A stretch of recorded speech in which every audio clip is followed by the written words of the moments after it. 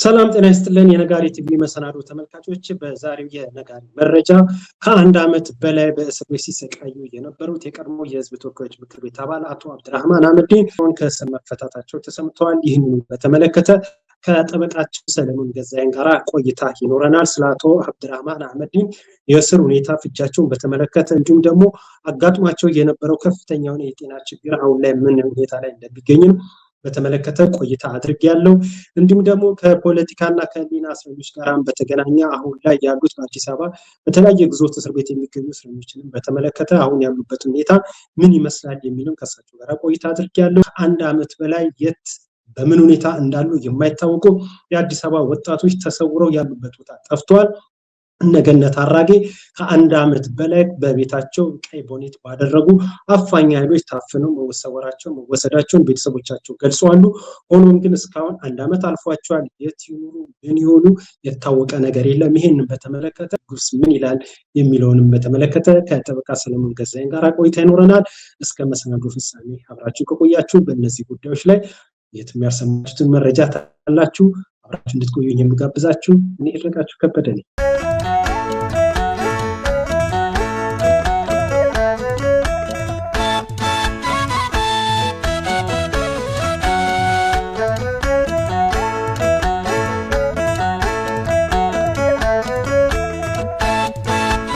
ኢትዮጵያ የፖለቲካ እንቅስቃሴ ውስጥ ስማቸው ከሚጠቀሱ ስመጥር ፖለቲከኞች መካከል አንዱ የሆኑት የቀድሞ የህዝብ ተወካዮች ምክር ቤት አባል አቶ አብዱራህማን አህመዲን ከእስር ተፈተዋል። አቶ አብዱራህማን አህመዲን ከአንድ ዓመት በላይ የማንነትና የፖለቲካ እስረኛ ሆነው ለከፋ የጤና ችግርም ተጋልጦ ነበር። ከእስር መፈታታቸውን በተመለከተ ከጠበቃቸው ሰለሞን ገዛኸኝ ጋር ቆይታ ይኖረናል። ጠበቃ ሰለሞን ገዛኸኝ አሁን አሉ የነጋሪን ቲቪን ጥሪ አክብረው ይገኛሉ።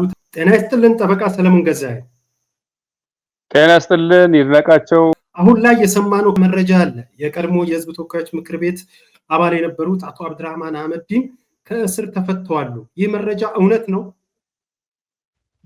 አዎ ይርኔ፣ እንግዲህ ባለፈውም ጠይቀኸኝ ዋስትና ተፈቅዶላቸው ብለን አንስተን ነበረ። አዎ ተፈተው አሁን ቤት መግባታቸውን ዘመዶቻቸው ደውለው ነግረውኛል። መልካም። ምን ያህል ጊዜ ነበር የታሰሩት? ኦልሞስት እንግዲህ 2 ዓመት ሊሆነው ነው። በሁለተኛ ዓመት ኦልሞስት 2 ዓመት ሊሆነው ነው። 2 ዓመት በላይ ነው በእስር የቆዩት። የእስራቸው ምክንያት ምን ነበር?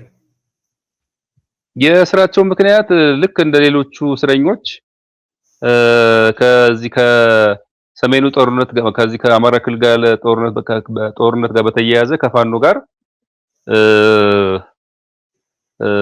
ግንኙነት አድርጋቸዋል፣ አግዛቸዋል፣ ረድታቸዋል፣ በመረጃም በሐሳብም በእውቀትም በሚል ከሌሎች 23 ተከሳሾች ጋር ነበር አብረው ተከሰው የነበረው።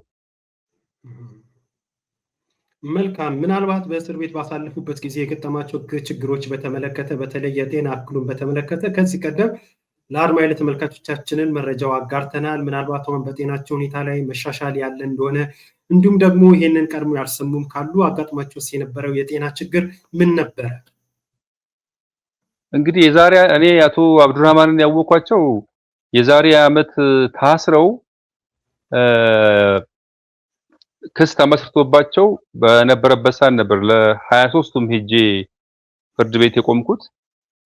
እኔ ከዚህ በፊት ከነልደቱ ጋር በኢዴፓ እንትን መሆናቸውን የፓርላማ አባል መሆናቸውንም አላቅም ነበር ከዛ በፊት። በኋላ ነው ያወኩት።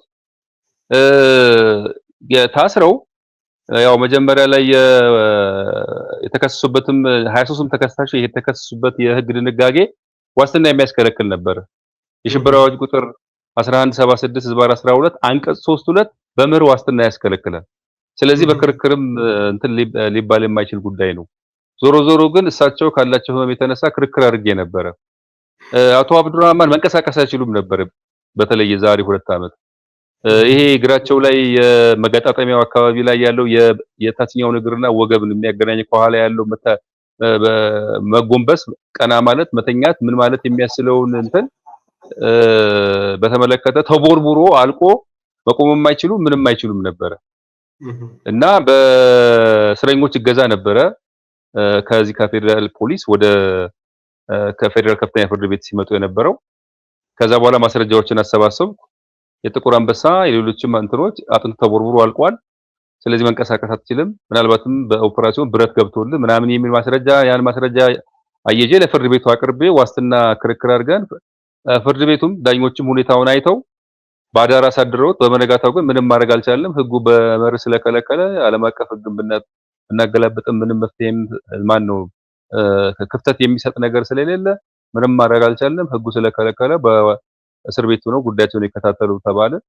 ከዛ በኋላ ቂሊንጦ ሄደው ሽንት ቤት መቀመጥ አይችልም ነበረ። እኔ አንተ ልበለው ሽንት ቤት መቀመጥ አይችልም፣ መነሳትና ቁጭ ማለት አይችልም፣ ጎንበስ ብሎ ጫማ ማድረግ ነጠላ ጫማ ማድረግም አይችልም። እንግዲህ ለአንድ አመት ያህል አንድ አመት ከምናምን ያህል ሆስፒታል እየተመላለሰ ህክምና ጥቁር አንበሳ ምንም እያለ እየተመላለሰ ቆይቶ ይመስለኛል የቀይ መስቀሎች ሄደው ብረት እናስገባልሃለን ተብሎ አንዱ የገባ ይመስለኛል። ከዛ በኋላ ሌላው ይቀራል። ከፍተኛ ስቃይ ውስጥ ነበር የነበረው። በኋላ ላይ ግን ፍርድ ቤት ሲመላለሱ አልፎ አልፎ አንዳንዴ ይቀራል። አንዳንዴ ሲመጣ ግን በድጋፍ ይመጣል፣ በከዘራ ይመጣል፣ በዱላ መጥቶ ቁጭ ይላል። ቁጭ ብሎ አዳምጦ ነበር የሚሄደው እና ከፍተኛ ህመም ውስጥ ነበር የነበረው አቶ አብዱራህማን። መልካም። ለማንኛውም እንኳን ለቤታቸው አበቃቸው። ሌሎችም የፖለቲካና የህሊና እስረኞች አሉ። እንግዲህ አብዛኞቹ የፖለቲካና የህሊና እስረኞችን ጉዳይ በተመለከተ ያው አንተ ጠበቃ ቤተ ማርያም አለማየሁ፣ ጠበቃ ሄኖክ እንዲሁም ሌሎችም አላችሁ በዚህ ጉዳይ ላይ ያው እየተከታተላችሁ ያላችሁት። አሁን ላይ ያሉትስ የተቀሩት የፖለቲካና የህሊና እስረኞች ጉዳይን በተመለከተ ለአድማጭ ለተመልካቾቻችን ማወቅ ያለባቸው ምን አዲስ ነገር አለ? የጊዜ ቀጠሯቸውን በተመለከተ እንዲሁም አንዳንድ ጉዳዮች ካሉ በዚህ አጋጣሚ እንደው ልጠይቅ ብዬ ነው ጠበቃ ሰለሞን ገዛኸኝ። እንግዲህ እኔ በበኩሌ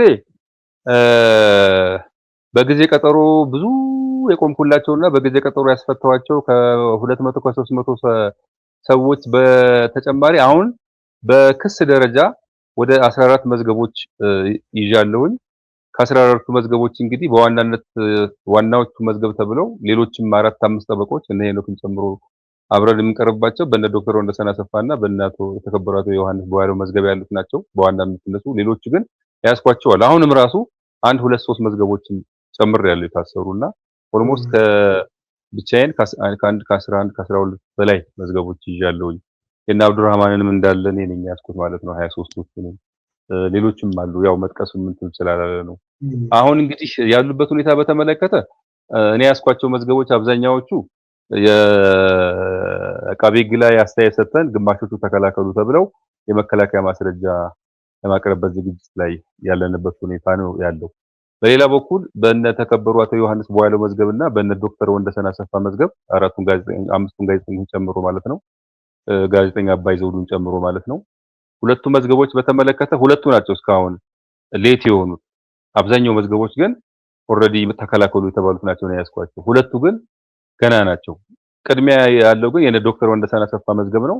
በነ ዶክተር ወንደሰን አሰፋ መዝገብ ባለፈው ክረምት ላይ በተለያዩ ምክንያቶች ይግባይ ስንል ምን ስንል በሰነድ ላይ አስተያየት ከተሰጠ በኋላ ይከላከሉ ሳይከላከሉ ለማለት ይኸው ረጅም ጊዜ ፈጅቷል። በተለይ መጀመሪያ የነበረው በይግባኝ ያልንበት ነበረ። እንዲሁም ደግሞ ከዛ በኋላም እንደገና ደግሞ በዚህ በድምጹ ላይ በተመለከተ ጠለፋው በፍርድ ቤት የተሰጠ አይደለም በሚልም እሱንም በተመለከተ ይግባኝ ብለን ነበር። ያ ሲንከባለል ቆይቶ በሰነድ ላይ አስተያየት ከሰጠን በኋላ ረጅም ጊዜ ቆይቶ አሁን ህዳር ላይ ያኔ የድምጽ ጠለፋው ላይ አስተያየት ከሰጠን በኋላ ሁለቱን አንድ ላይ በማጣመር ይከላከሉ ወይም አይከላከሉ ለማለት አሁን ለሚቀጥለው ጥር 8 አካባቢ ተቀጥሯል። ከዛ ውጪ በእነ ዶክተር በእነ ተከበሩ አቶ ዮሐንስ በዋለው መዝገብም እንደዚሁ ባለፈው አመት በይግባኝም በተለያዩ ጉዳዮች ላይ ይግባኝ ስንል ቆይተን በተለይ በጠለፋው ላይ በዚህ በጠለፋው ሳይሆን ይሄ ከመጋረጃ በስተጀርባ ምስክር መሰማት አለበት በሚለው በተከበሩ አቶ ክርስቲያን ታደለ ላይ በተመለከተ እሱን ባለፈው አመት ይግባኝ ብለን ጠቅላይ ፍርድ ቤት ጸንቶ ተመልሶ መጥቶ አሁን ጥቅምት ላይ ሊሰማ የነበረው ያው አቶ የተከበሩ አቶ ክርስቲያን ታደለ ያመማቸው በመሆኑ ተሻግሮ ህዳር ላይ ለመሰማት ሲል ከመጋረጃ በስተጀርባ የነበረው ምስክር በአካባቢው የለም ወደ ሀገሩ ሄዷል ማግኘት አልቻልንም ብሎ ፖሊስ ስለሰጠት ባለፈው የዛሬ 2 ሳምንት ከመጋረጃ በስተጀርባ ያለው አንድ ምስክር የተከበሩ አቶ ክርስቲያን ታደለ ላይ እሱን ምስክር ጨርሰን የሰነድ አስተያየት አቃቤ ሕግ ያቀረበባቸውን ማስረጃዎች ላይ አስተያየትን አዘጋጅተን ያንን ለመጠባበቅ በማለት ለጥር 30 ተቀጥሯል። አሁን ያለው የመዝገቡ ስታተስ ይሄ ነው። መልካም። አጠቃላይ ያሉት የፖለቲካና የህሊና እስረኞችን በተመለከተ በተለያየ የማህበራዊ ድረገጽ የጤናቸውን ሁኔታ ያሉበትን የእስር ማያዝ ሁኔታ በተመለከተ የሚወጡ መረጃዎች አሉ። ምናልባት በዚህ አጋጣሚ የእስረኞቹስ የአያያዝ ሁኔታ ምን ይመስላል? የሰብአዊ ጥሰት ጋራ በተገናኘ እንደው መገለጽ ያለበት ነገር ካለ በዚህ አጋጣሚ መግለጽ ይቻል ይሆን? ጠበቃ ሰለሞን ገዛኸኝ። ይሄን ብዙ ጊዜ እኮ በተለያዩ ሚዲያዎችም ወጥተዋል እኮ በተለይ ቂሊንጦ ላይ ያሉት እስረኞች በተመለከተ በማረሚያ ቤቱ በኩል የሚያነሷቸው ከሰብአዊ መብት አያያዝና ጥሰት ጋር በተያያዘ የሚያነሷቸው ጥያቄዎች በተደጋጋሚ ጊዜ ለፍርድ ቤት አቀርበዋል። ከብሔር ተኮር ስድብን እንዲሁም ከዛቻ ጋር እንደገና ደግሞ ፖሊሶች ከብርበራ ጋር ቤተሰብን ሲበረብሩ ክብረ ነክ የሆነ ብርበራ ያደርጋሉ። እንዲሁም ደግሞ ምግብን በተመለከተ ሕክምና በአግባቡ እንድንሄድ አያደርጉም። እኛ በቃ በሽብር ስለተከሰስን ብቻ ሽብርተኛ ናቸው የሚል ሴንስ ይዘው ይሆን አይታወቅም። ያላቸው አትኩሮት የተለየ ነው። ከብሔር ጋር በተገናኘ ስድብ ይሰድቡናል የሚል በተደጋጋሚ ጊዜ ፍርድ ቤት ቀርቧል እና ፍርድ ቤቱም የተለያዩ ትዕዛዞች ሰጥቷል። ምርመራ እንዲደረግ ሁሉ ፍርድ ቤት ሰጥቷል። በብሔር ላይ እዚህ ላይ መጥቀስ እንደው ከበድ ይላል። እኔ መጥቀሱ ይከብደኛል ችሎት ላይ እየተናገሩትና ያንን በተመለከተ ፍርድ ቤት ምርመራ እንዲደረግ በይሄን ያለውን የማረሚያ ቤቱ ኃላፊ ምርመራ በእነሱ ላይና በሌሎች ላይ ምርመራ እንዲደረግ ማለት ፍርድ ቤት ትዕዛዝ ሰጥቶ ምርመራውን እየጠበቅን ነው። ከዛ ውጪ ግን ይፈጸማሉ ተብሎ ፍርድ ቤት መሻሻልና መፈጸም አለባቸው ያላቸውን ነገሮች በተመለከተ ድጋሚ አልተፈጸመም በሚል ባለፈው ተከበሩ አቶ ዮሐንስ በያለ ችሎት በነበረው ችሎት ታህሳስ ላይ 8 መሰለኝ ድጋሚ አቅርበው ነበር። አሁንም ቢሆንም ምንም የተሻለ ለውጥ የለውም። እንደውም ለምን ከሳችሁ እየተባል ሌላው እንትን ውስጥ የገባ ነው የሚል ተደጋጋሚ ጥያቄ ያነሳሉ። አሁንም እንደገና ደግሞ የተለያዩ ዶክመንቶችም ተወስዶባቸዋል። ለምሳሌ ዶክተር ወንደሰን አሰፋ በእንግሊዘኛ የጻፈው ወደ 10 ፓዶች ነበሩ በእንግሊዘኛ የጻፈው እሱ ወስደውበታል። የጋዜጠኛ ዳዊት በጋሻው መጽሐፎች ተወስዶባቸዋል። ዝም ብለው ከገብተው እንዳለ ማስታወሻው ምናምን መጽሐፍ ወስደውባቸዋል። በተለይ የዳዊት በኋላ ላይ ያው ከኔ ጋር እንትን ተባብለን የዳዊት እንዲመለስ አድርገ ያለ የዶክተር ወንደሰን አሰፋ ግን ፍርድ ቤትን ጠይቋል፣ እስካሁን አልተመለሰም። እንደዚህ አይነት ጫናዎች አሉ። አሁንም ቢሆንም ብዙም የተቀረፈ አይደለም። አሁን ያለው ሁኔታ ይሄ ነው። ከዛ ውጪ ቃሊቲ ላይ ሴቶችን በተመለከተ ጋዜጠኛ መስከረም አበራ አይኗን ታማ ነበረ። አይኗን በተመለከተ ለፍርድ ቤት አቤቱታ ቀርቦ ሄዳ ታክማ እንደውም ትናንትና ሄጄ ነበረ። አንደኛውን አይነት ታክማ ሁለተኛውንም ታክማ ለሁለተኛውም ቀጠሮ አላት። ኦልሞስት ተሽሏታል። አይኗ ደህና ነው አሁን ያለችበት ሁኔታ። ጋዜጠኛ ገነት አስማማው ያው ቆይቷል ካመማት ከዓመት በላይ ነው። ኩላሊት ነው ያመማት። ችሎት ላይ እኮ መቀመጥ አትችልም። ወዲያ ወዲህ ነው የምትንቀሳቀሰው። እሱም ያው በጸበልም በምንም እያለች አሁን ትንሽ ሪሊፍ አለ። ሌሎችም አሉ ሁለት ሴት እስረኞች አሉ። እነሱን በተመለከተ ያው የጨጓራ የምን እንደዚህ የተለያዩ ህመሞች አሉባቸው። ከዛ ውጪ እስረኞቹ ያው ያሉበት ሁኔታ አሁን ደህና ነው። መልካም። ሌላው እንደው በዚህ አጋጣሚ ጥሩ ይህንን የሰጠን መረጃ አድማጭ ተመልካቾቻችንን በቂ የሆነ ነገር እንዲያገኙ ይረዳቸዋል። ወደፊትም እንግዲህ ከህሊናና ከፖለቲካ እስረኞች ጋር በተገናኘ እንደዚሁ ጊዜ ተሻምቼ እባክህን ስለ ያው ፍቃድ እንደምሰጠኝም ተስፋ አደርጋለሁ። እንደው ደግሞ አንድ ሌላው እነዚህ አሁን ለምሳሌ በፍርድ ቤት ጉዳያቸው እየታየ ያሉ እንዲሁም ፍርድም ሂደት ላይ ያሉም አሉ። ይህ እንዳለ ሆኖ ግን ፍርድ ቤትም ያልቀረቡ የትግሉ ስምጥግቡ ምንም በማይታወቅ መልኩ ተይዘው በመንግስት የጸጥታ ኃይሎች ከ1 ዓመት በላይ ይዘው የተሰወሩበት ሁኔታ አለ። ፍርድ ቤትም አልቀረቡም። ይሄ አፍኖ መሰወር ጋር በተያያዘ ህጉ ያለው እንድምታ ምንድነው? ህጉ ምን ይላል በዚህ ዙሪያ ላይ? እንደው በዚህ አጋጣሚ ልጠይቅ ብዬ ነው። እንግዲህ ህጉ ግልጽ እኮ ነው። አንድ ሰው በተለያየ ምክንያት በተለያዩ ጉዳዮች በወንጀል ከተጠረጠረ በግልጽ ነው የሚያስቀምጠው። ህገ መንግስቱ ሆነ የወንጀለኛ መቅጫ ስነ ስርዓት ህጉ በ48 ሰዓት ፍርድ ቤት መቅረብ አለበት። ይሄ መስት ነው። ይሄ ዓለም አቀፍም ድንጋጌ ነው። እንደውም የዓለም አቀፍን የካስተመሪ እንትን የሚያገኘ ነው። ምንም ሊቀለበስ የማይችል ሊለወጥ የማይችል እንትን የማይችል ነውና በ48 ሰዓት ፍርድ ቤት መቅረብ አለበት ነው። አቅራቢያ ያለበት ፍርድ ቤት መቅረብ አለበት ነው የሚለው። ምናልባትም ይሄ በ48 ሰዓት ያለ መቅረብ ጉዳይ ሊገድብ የሚችለው የአስቸኳይ ጊዜ አዋጅ ከሆነ ብቻ ነው። በአስቸኳይ ጊዜ አዋጅ ውስጥ እንደሚታወቀው አስቸኳይ ጊዜ አዋጅ ህገ መንግስቱ 106 አንቀጾች አሉት። ከ106 አንቀጾች ውስጥ 5 ነው 4 አካባቢ ነው የማይገደቡት። ስለዚህ በ48 ሰዓት ፍርድ ቤት መቅረብ አለበት የሚለው መብት ይገደባል። ስለዚህ በወርም በ2 ወርም በ3 ወርም ሊያቀርቧቸው ይችላሉ። ትዝ ይል እንደሆነ ባለፈው ዓመት የአስቸኳይ አማራ ክልል በተከሰተው የአስቸኳይ ጊዜ አዋጅ አዋሽ አርባ ለረጅም ጊዜ ካቆዩዋቸው በኋላ ነው ከ6 ወር በኋላ ፍርድ ቤት ያቀረቧቸው። ያ ከሆነ ፍርድ ቤት የመቅረብ መብት የላቸውም፣ እነሱም እንዲያቀርቡ አይገደዱም። የአስቸኳይ ጊዜ እነዚህ ነገነት እና ሌሎችም በተመለከተ ከአስቸኳይ ጊዜ አዋጅን በፊትም የታሰሩ አሁንም ደግሞ ነገነትና ከነገነት ጋር አብረው የታሰሩ ልጆችን በተመለከተ አስቸኳይ ጊዜ አዋጁ ከተነሳ በኋላ ነው የታሰሩት። ገነትም እኮ ታስራ ተከሳ ነበረ በዋስ ወጣ ነው። ስለዚህ እነሱን በተመለከተ በ48 ሰዓት ውስጥ መቅረብ ነበረባቸው። አልቀረቡም። የት እንዳለም አይታወቁም። ምን ውስጥ ምንም ይሁኑም ምን ሆነውም እንደሆነም አይታወቅም። ቤተሰብ የሚያውቀው ጉዳይ የለም። እኔም እንደ ጠበቃ የገነት አራጌ ጠበቃው ነበር። ዋስትናም ክርክር አድርገን እሷ አሁን ያለችበት ሁኔታ አይታወቅም። እንግዲህ የት ብለን ነው እንትን የምንለው? የት ብለን ማንን እንጠይቃለን? የት ቦታ እንደተወሰደችም እንደታሰረችም ምን ላይም እንዳሉም አይታወቁም አብረው ያሉት። ስለዚህ ይሄ ዓለም አቀፍ ህጉንም ይሁን ብሔራዊ ህጉን የህገ መንግስቱንና የወንጀለኛ መቅጫ ስነ ስርዓት ህግን መጣስ ነው። መቅረብ ነበረባቸው። እንኳን 48 ሰዓት የው ዓመት እኮ ሊሆነው ነው አሁን ደብዛቸው ከጠፋ። ስለዚህ ህጉ ግልጽ ነው።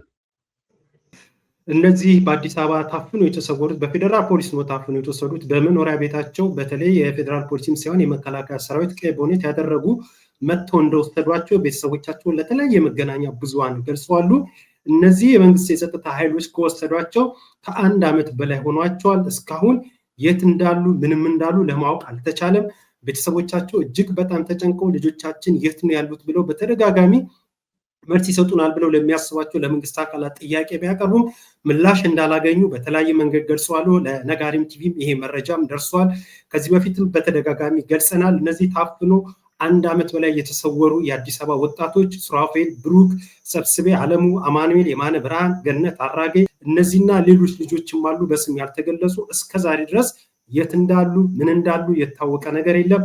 ቅድምም አንተ ጠበቃ ሰለሞን ገዛኝ እንደገለጽከው በህግ አግባቡ መሰረት በፍርድ ቤት መቅረብ ያለባቸው መቼ እንዴት የሚለው ነገር ጥሩ አድርጋ አስቀምጣል።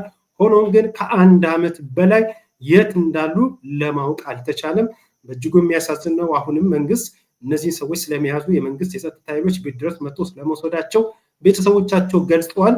የወሰደው አካል የወሰድኳቸው በዚህ ምክንያት ነው፣ ጥፋታቸውም ይሄ ነው ሲል በፍርድ አደባባይ ሊጠይቃቸው ይገባል እንጂ እንዲህ ሰውሮ ማስቀረት እጅግ በጣም ያልተገባ ተግባር ስለመሆኑ ህግንም የሚጻረን ስለመሆኑ ብዙ አስረጂ የሚሻው ነገር አይደለምና ስለነዚህም ግፋን በተመለከተ እንግዲህ ያሉበትም ደረጃ የትምስ ነው የሚለውን ነገር በተደጋጋሚ አንተንም እንዲሁም ሌሎች ጠበቆችን የሰብአዊ መብት ተሟጋቾችንም ጨምሮ ቤተሰቦቻቸውንም ወደ ሚዲያ በማቅረብ ስለነዚህ ታፍኖ ስለተሰወሩ ጥፋታቸው ምን እንደሆነ ስላልተገለጸ በስም ቅድም ለመግለጽ ሞክሬያለሁ። ሱራፌል ብሩክ፣ ሰብስቤ አለሙ፣ አማኑኤል የማነ ብርሃን፣ ገነት አራጌና ሌሎችን በተመለከተ እንዲሁ መረጃ ማጋራታችን የሚቀጥል ነው የሚሆነው። ጠበቃ ሰለሞን ገዛኸኝ እንግዲህ ጊዜን ተሻምቼ በዚህ ምሽት የአቶ አብድራህማን አህመድን የእስር መፈታት አስመልክቶ እባክህን ስለ ፍቃድን ሰጥተህ ስለቀረብክልኝ እጅግ አድርጌ አመሰግናለሁ። ክብረት ይስጥልኝ። እኔም ክብረት ይስጥልኝ። አመሰግናለሁ ይድኔ።